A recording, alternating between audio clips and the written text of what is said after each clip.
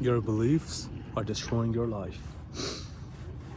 So whatever you are thinking on day-to-day basis, you are manifesting that in your real life. Welcome back to my channel, guys. My name is Mohit, and in this video I would be talking about beliefs. So I was reading this book earlier, Unlimited Power by Tony Robbins.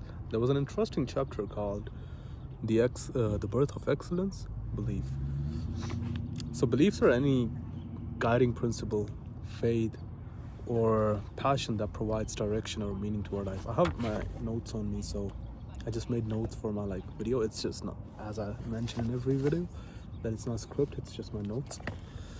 So beliefs are anything that guides, that gives meaning to our life. Whether you believe you can do it or you cannot do it, you're right. I'll say it again. Whether you believe you can do it or you cannot do it, you're right. I believe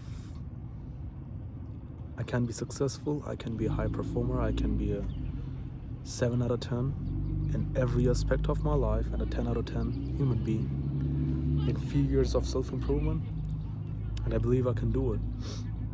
So belief is basically the commander of our brain. Whatever you think, you're manifesting that in your life. And beliefs that limit our actions are as devastating as beliefs that empower our brain. And I studied some religions, and I noticed one thing. All of them, they gave so much strength. I'm sorry guys, I'm a little weird, I'm sorry.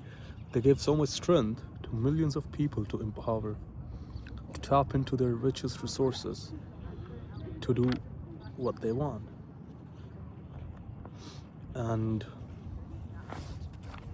Jesus Christ, Muhammad, Edison, Columbus, these are the people who changed history. They changed the beliefs of millions of people with their teachings, where they empowered, they gave strength with their words, with their beliefs to millions of people. Those people, they changed the way they was thinking, and it gave them strength to believe in something, to believe in a good life, to a peaceful life. Whole history, whole human history was just human belief, if you see. So I was reading oh my god, bro, this fucking noise.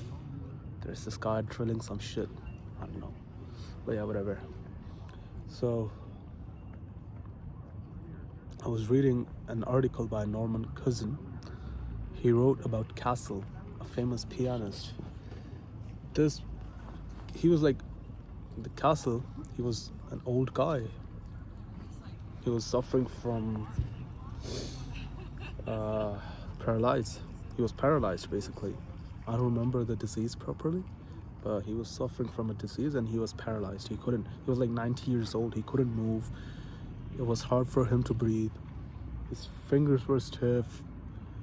And when he used to wake up in the morning, it was almost very painful to watch for the Norman, to see Castle to be in so much pain, where he cannot even breathe properly. And as soon as he was going to the piano, and he sat on the piano, his whole physiology changed, where he sit straight back, his fingers start to move freely, he was more comfortable, he was breathing freely, and he started playing piano. And Norman was like very surprised to see like almost this guy, the guy like who was in so much pain, the guy who couldn't even like breathe properly. As soon as he sat on the piano, his whole physiology changed. Like he started he almost started acting as a normal human being who was like fit. And the way he was playing piano, the way Castle was playing piano, it was totally mind blowing for somebody who was paralyzed. And it was very shocking for Norman, like the way he was playing piano and stuff. Perfect beats, perfect moving fingers. And as soon as he left, as soon as he stood up from the piano, he was almost like walking good. He was happy. And then he just went out to stroll alongside the beach. He believed, Castle's belief was that whenever he sits on the piano, he's normal. There was an interesting study that was made on a diabetic, on a woman who used to think that she's diabetic. But like scientists and researchers, they saw that like they did the research, and she was not diabetic at all, if I'm being honest. Like how I know, it's just like the researchers said. No, I'm not saying it. It was researchers who said it. She was not diabetic, but it was her belief that made her whole physiology changed and put her into the state where she was diabetic. So you see, like, if you believe like you can heal yourself after so much, I mean, like, it's your belief, guys. I believe like I can self-heal myself. My body can heal myself because I'm young. Such a beautiful mountain, man. Such a beautiful mountain. Such a beautiful weather, guys. I'm sorry, I'm gonna show you, but see these two?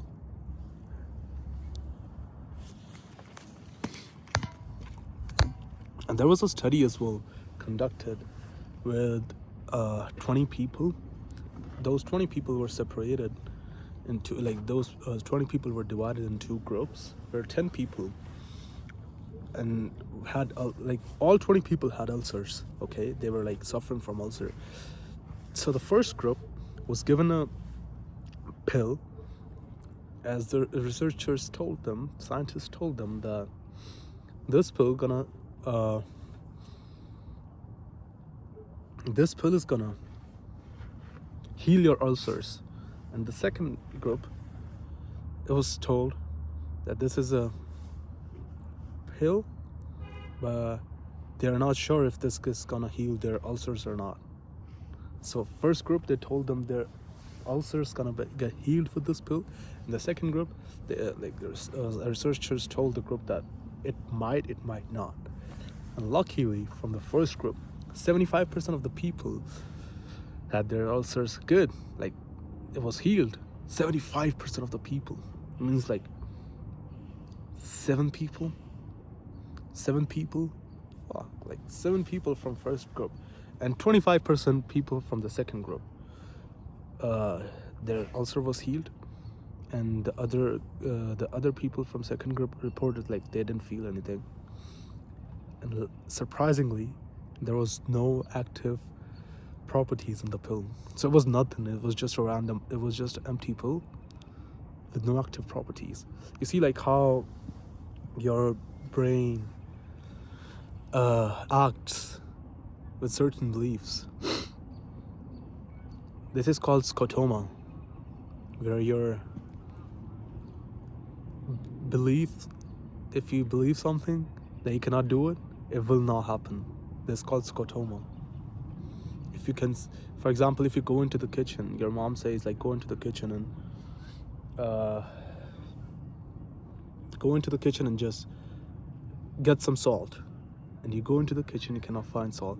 So you're giving your brain some signals that, oh, I cannot find salt. And you go to your mom, you said them like, Mom, I cannot find salt. And then your mom comes to her and she finds the salt right in front of you. You just did not see it because you gave your brain a signal that I cannot find it. This is scotoma. If that was a snake, that could have bitten you before.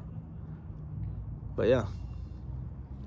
So I have an action plan for you. You gotta first write down 5 disempowering beliefs, negative beliefs that you have about yourself. They think like, oh yeah, this is bad about me, this is bad about me, blah blah blah. And then 5 positive beliefs that you have for yourself, in which, like, the empowering beliefs basically. And thus, in the end, just delete those disempowering beliefs, the negative beliefs, and fix those strengthening beliefs in your mind. Because it's manual, guys. It's manual. You can change your beliefs, you can change your identity. That's what I did. I hope this video helped you. I'm sorry for the quality right now because it's a little dark right now. And I'll see you in the next video. Change your belief, guys. Pooh.